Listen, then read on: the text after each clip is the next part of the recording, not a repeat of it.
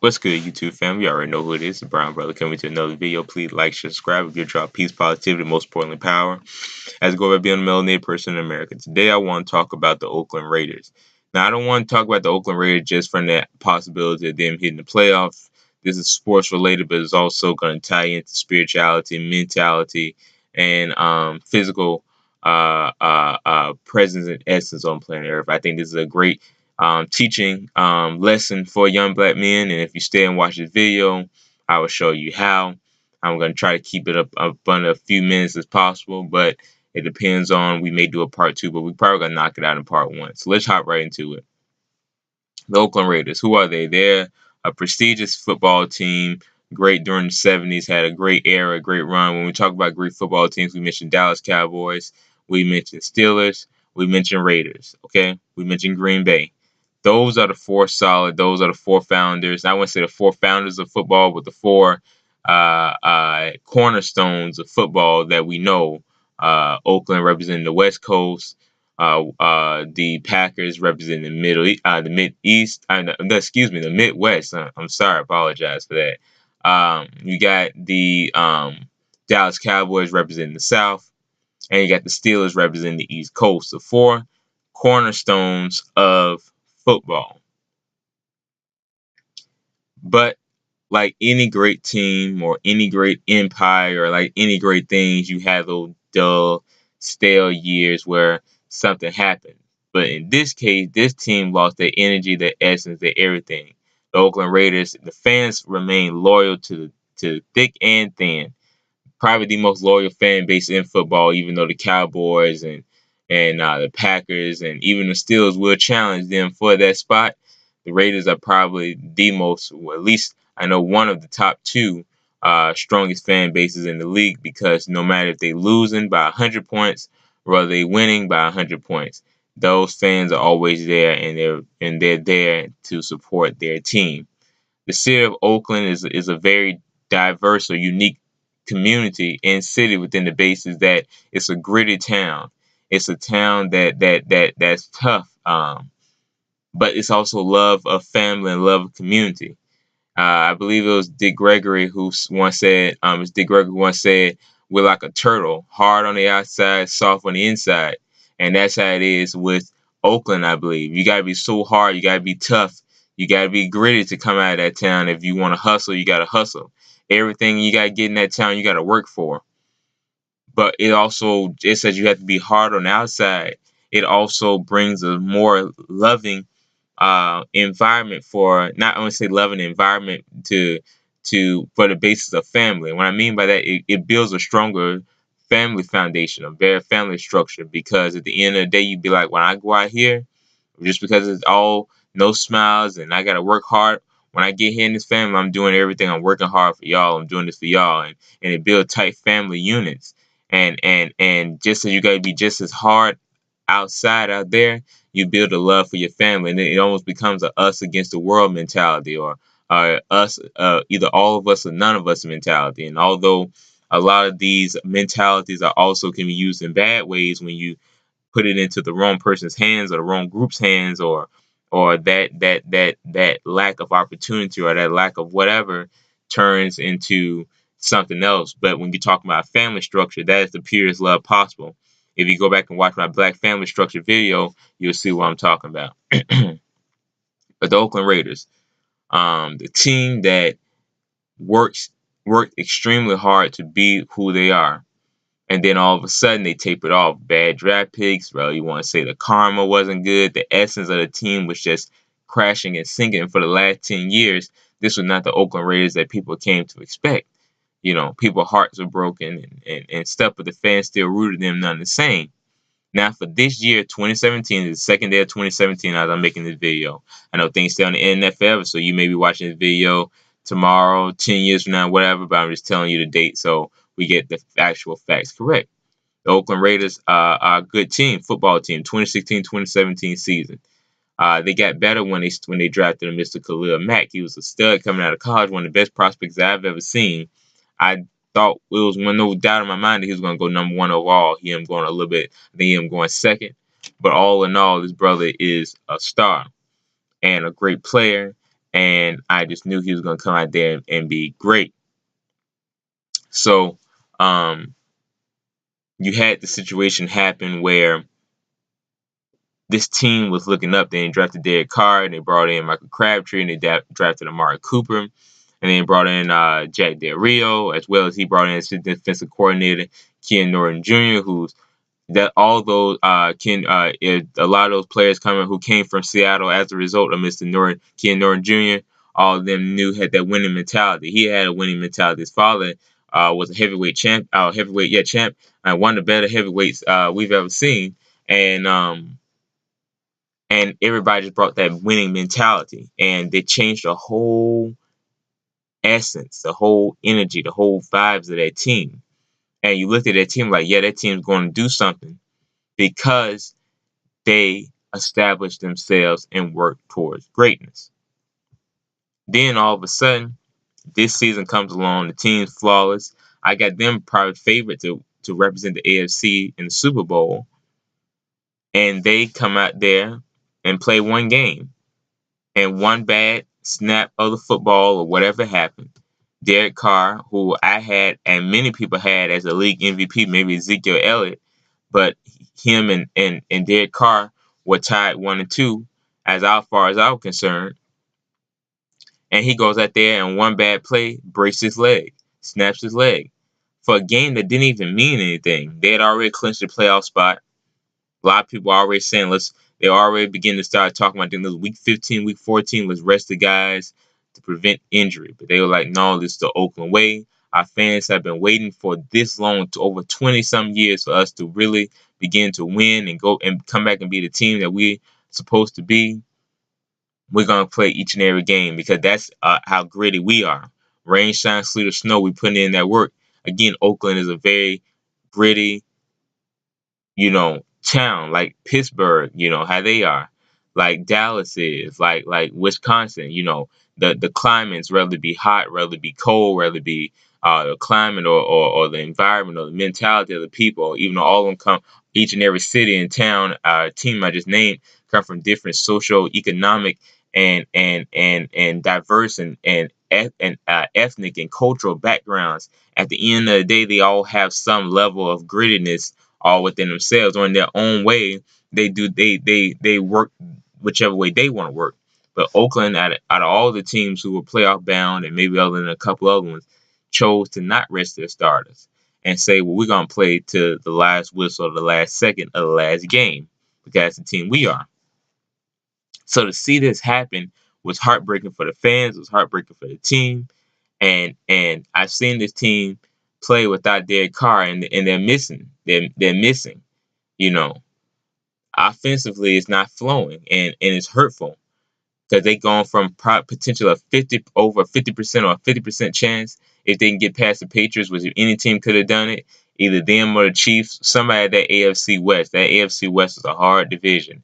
Somebody was gonna come out there and play, and they had a great possibility to win. So now their chance to go from 50% to win the Super Bowl to probably about 5%. Some people say less. Not impossible, but nonetheless extremely, extremely more harder, if that's even a word, more difficult, excuse me, not more harder, but more difficult to do now that they're in the bases that they are. So you say, Brian, brother, what does this video have to do with spirituality, mentality, and everything? Well, have you paid attention to something? I told you how bad the team was, how they got low draft picks and everything. Why is it now that the team is winning that all of a sudden their favorite to win the Super Bowl, the star of the show, the one guy that they needed, the one thing that they needed to prepare themselves to the next level, that one blessing that they needed to prepare themselves to the next lesson, that one whatever they needed to prepare themselves to the next level, all of a sudden is gone. Any other time it would have happened, it wouldn't have mattered on any other year team because they wouldn't have been ready, whether it be mentally, whether it be physically, whether it be the culture of the team, whether it be they did not have the talent, they wouldn't have been ready. And a couple of people even would have probably said, well, rest some of you guys so y'all can get an even higher draft pick. Not this year's team, but I guess the last 10 years, which they've gotten top 10 picks. But seeking not play, whatever, you can go ahead and get that number one overall pick and try to win or whatever. But they said, no, we'll go out there and play. Now, this situation happened. I want to talk about life purpose and what it is. Now, there's three reasons why this could have happened. It could have been karma, which I'll talk about later. It could have been the plan, which I'll talk about later. Or it could have been some other thing, again, which I will talk you understand the theme. But I'm giving you the basis of when things happen, great things go wrong. And when great things happen, great something bad can go on. But that never stops you from moving forward. You got where I'm coming from so far? I'll give you an example. Marcus Lattimore. People talk about Bo Jackson, Ricky Williams. I can go way back and talk about Walter Payton. I mean, some of the OGs that played the game and who played with such grace and such talent. Barry Sanders, Gale Sayers. Like, we can go back and talk about guys who played the game. But to me, the best running back prospect that I've ever seen with my own two eyes is Marcus Lattimore. This dude can ball. God made him, put him on this earth to not just be a running back. Not saying that, but God put him on this earth to be a running back.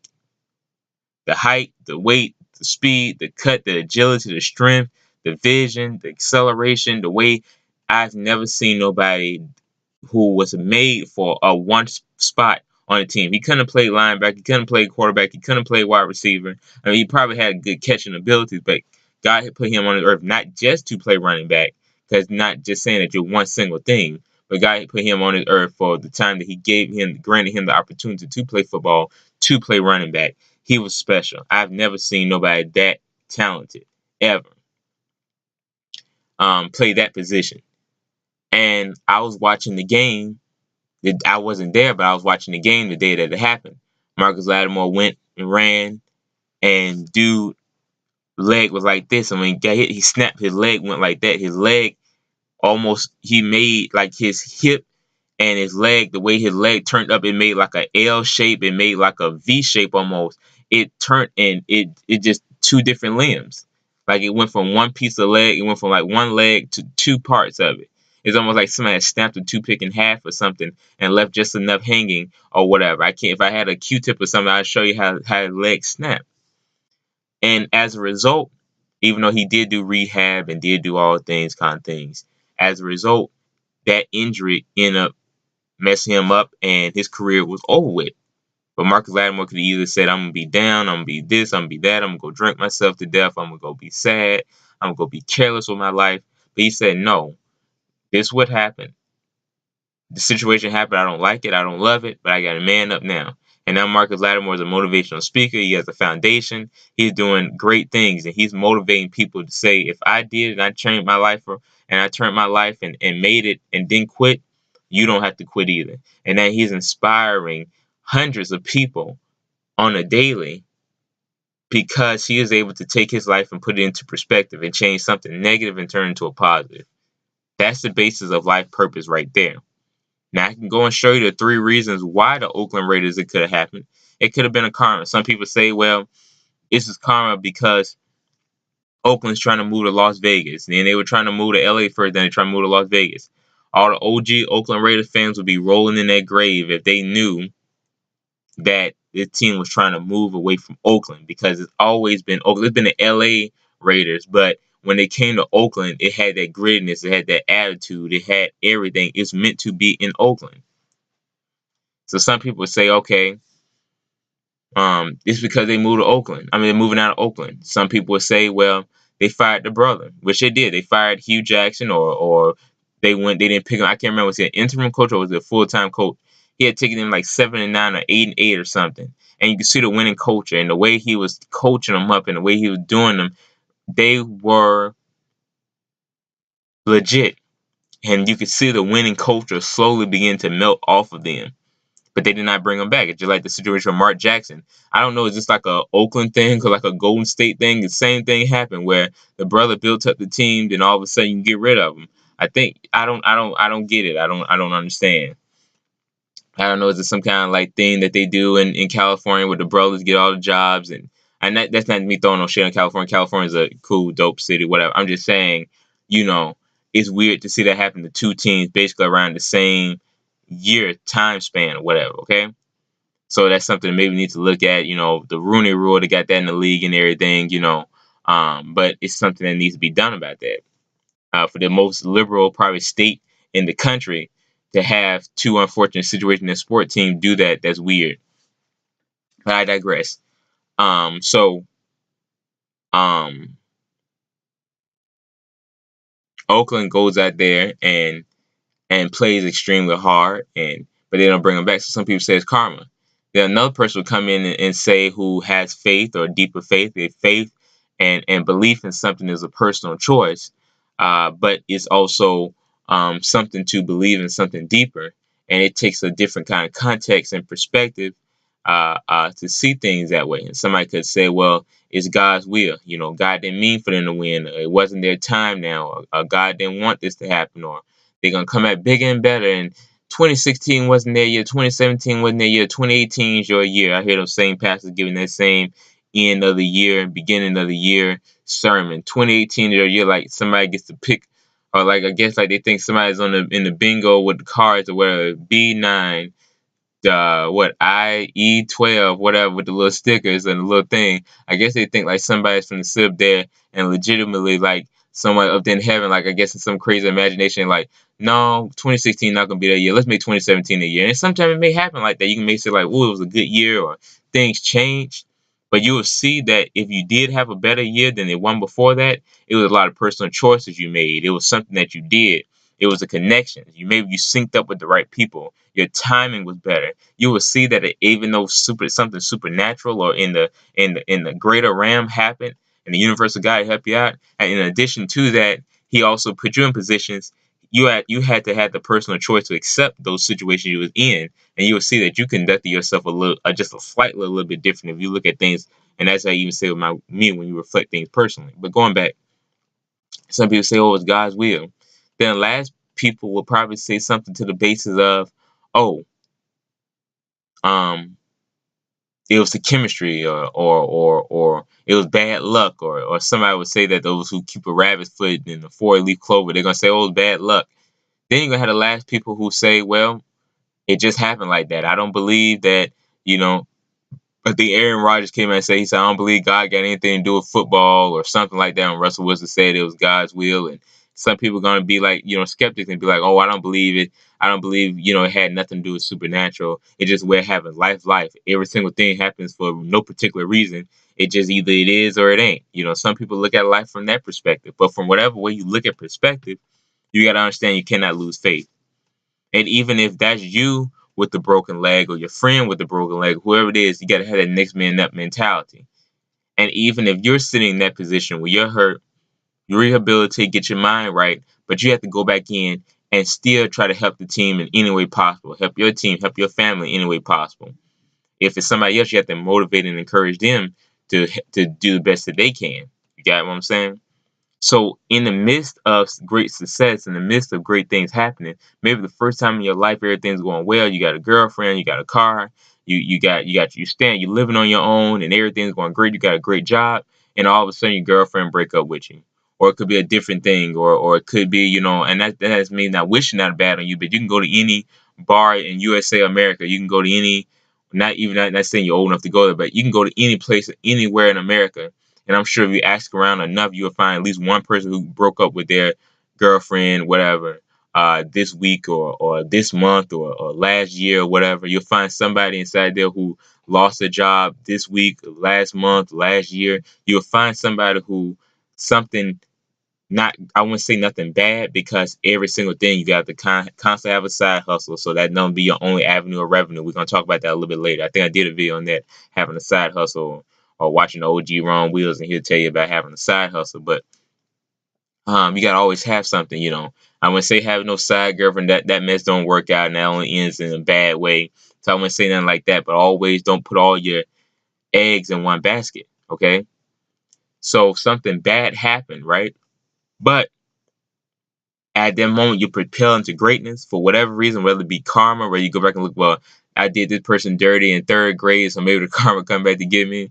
Whether you look at, It could be for God, a greater purpose, where you know, get deeper faith. Like I have faith, I believe every single thing happens for some purpose, whether it be as weird as it may seem, or as odd as it may think, or as good as it may seem. And I tell you, even at this particular moment, as I'm deep in my faith, in all my failures, I've gotten a level of success. In all my failures, I've gotten some level of success. I've learned something. I built something. I've done something. As a result of that particular failure, I've came back better than ever. Some people believe it's some kind of bad luck, and they believe in luck, and they believe in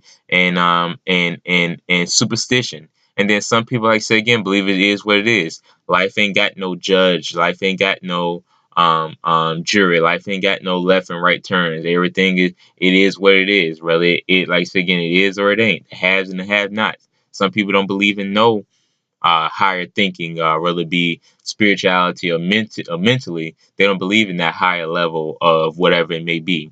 They just believe that it's all even. So again, as you look at life, and things will happen to you, whether it be good or bad, whether your girlfriend break up with you, or rather, you know, something happens, you know, you got your Jordan collection, and somebody had a cigarette butt or something, and your closet caught fire, and nothing else caught fire but burn up all your Jordans and your most prized possession, or whatever it may be, or you're about to try to go, and you're about to go for the summer, and go have a trip around the world, and all of a sudden you catch a cold or something, you can't go. Your friends got your ticket to a J. Cole concert. J. Cole decides to perform at Madison Square Garden for one night only, and you catch pneumonia or strep or something. You understand where I'm coming from? And not saying that nothing bad will happen from it. I'm just making a point that something happens that throws a fork in the road. Don't give up. Don't lose faith. You stay persistent. You do whatever you can in that particular moment to try to regroup and recoup, and just don't quit. And if it seems gloom, there's always next time. But even as before next time even comes, be preparing and training. Like you got to rehab that leg. Like Derek Carr got to rehab that leg. You be rehabbing your mind, rehabbing your spirit, rehabbing your physical presence. If you want the haves and the have-nots, which I don't believe that. I believe everything happens for a person. But if you believe a purpose, but if you one of the people who believe that it's not purpose, but just some weird thing, then even then you prepare whatever your strong point is. Even though I would definitely say lean on spirituality and lean on the thought process of purpose, because when you dream and think with purpose, and you connect yourself to the universe, God, and higher power, you'll see your life begin to change. But even in whatever mode you're in, begin to prepare and train and change and think, because although that stuff happened, for whatever reason it happened to them, it's a great learning lesson for us to not put all our eggs in one basket, to always constantly have that next man up mentality, to not do anybody dirty, to make sure that karma doesn't come back on you, because mother karma will come. Or like again, whether you look at it from a feminine aspect, or you look at it for the masculine energy, father karma, whoever it is, will come back and give you that two piece in the biscuit, two to the body and one to the head, and you'll be on the ground. You know what I'm saying? Or whatever, for whatever reason you look at it. Or if you one of those, like I said again, those people who believe in superstition, even though I don't believe in that, I wouldn't believe in that. I would say don't do no mess that gets you in no crazy situation. Whatever your situation is, I'm just telling you the basis that whatever bad comes up, not even bad, don't even look at it as bad. Don't even look at it as failure, but look at it as something that's about to be successful. Because when you live your life and you get rid of all the negative things, all the negative people, all the negative actions, you will see that anything that happens that kind of goes against your purpose or your plan or your perceived way that things will go, you will see there's only something that will propel you. And it may not be your time right now. It may not be the situation that you're supposed to be in. But if you keep not only praying and being patient, but at the same time, you must also be persistent and pursuing. You see why I did that? The four P's. You got to pray, you got to be patient, but you got to constantly, persistently be pursuing your dreams and everything that you want. So just go out there, and even if something bad does happen, or what you perceive to be bad, or what you perceive to be against your plan, don't trip. Don't get worried. Don't push people away. Don't be, whatever. But get rid of that negative that's around you, and whatever the basis is, whether it's your attitude, whether it's whatever, try to change that culture before it even starts. And just like Derek Carr has to rehab that knee and rehab that leg, whether it's something physically, mentally, or spiritually, you have to begin to rehab and get stronger and build. And not only just build to get back to the level that you were, but build so that you can get even stronger than you were before. So it's the Brown Brother. Please like, share, subscribe. Peace and man, blessing each and every one. Y'all, I'm on to the next one. Peace.